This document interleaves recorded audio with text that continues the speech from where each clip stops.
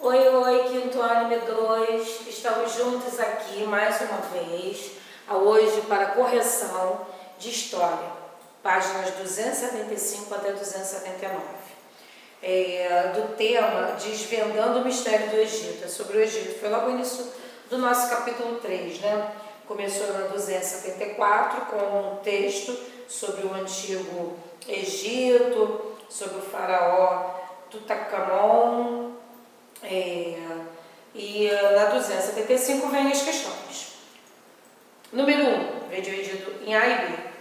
Pesquise imagens, objetos, construções, filmes ou histórias em quadrinhos que façam referência ao Antigo Egito. Em seguida, converse com seus colegas e responda as questões a seguir. Conversar não dá, vocês têm que fazer individual.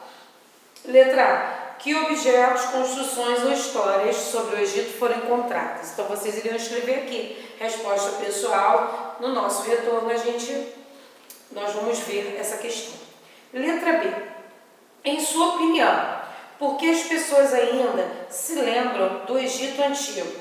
Né? Isso aqui é para vocês fazerem assim, refletir, pensar. Né? Por que as pessoas se interessam? Eu sou uma pessoa que eu gosto muito da história do Egito. Então, quando eu vi que nesse livro vinha falando sobre o Egito, eu me interessei muito, porque eu gosto de filmes, eu gosto de livros, já li vários, me interessa muito, artigos. Então, assim, se fosse para mim, seria porque eu gosto muito, porque eu tenho muita curiosidade em saber como é que era a vida deles, né? Eles viveram antes de Cristo, então, assim, para mim, seria essa a resposta, mas a resposta é pessoal.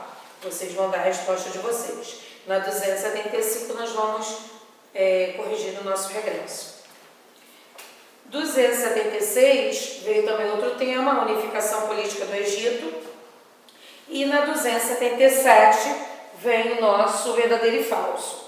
Sobre as comunidades egípcias, conhecidas como momos, assinale V para as afirmativas verdadeiras e F para as falsas. Aí vem. Primeiro, depois da unificação política do Egito, os momos foram completamente destruídos. Verdadeiro ou falso? Hein? Falso. Primeiro é falso. Segundo, os faraós tinham o mesmo poder que os monarcas? Os faraós tinham o mesmo poder que os monarcas? Na pirâmide a gente vê aqui, ó, faraó lá na ponta, no ápice. Os monarcas estão aqui embaixo, ó. Quem mandava e desmandava eram os faraós. Terceira frase. Os membros dos momos estavam reunidos por laços de família? Sim, verdadeiro. Antes do início da unificação política do Egito, os momos mantinham independência entre si? Lembra o que é verdadeiro? Lembra quando eu falei para vocês que eles eram independentes, eles poderiam fazer comércio entre eles ou com outras pessoas? Eles eram independentes. 278. 278, o Rio Nilo e a produção agrícola. Vem falando sobre o Rio Nilo,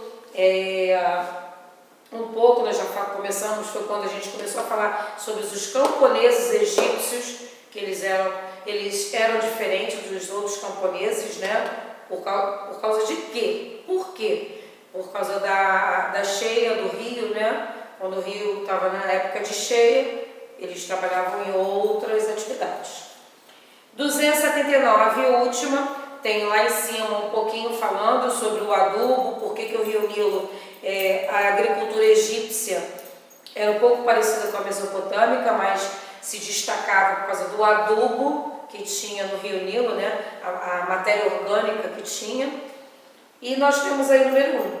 Associe os períodos do ano ao regime de cheias e vazantes do Rio Nilo e ao trabalho dos camponeses. Número 1, julho a outubro. Número 2, novembro a fevereiro. Número 3, março a junho. Nós temos 5 parênteses. 5 parênteses. E ficou colheita, número 3. Sem trabalho agrícola, camponeses eram deslocados para outras atividades. Número 1 era de julho a outubro. Período de vazantes, novembro a fevereiro. Número 2. Preparação à semeadura do solo, número 2. Período de cheias, número 1, que era de julho a agosto. Então ficou 3, 1, 2, 2, 1.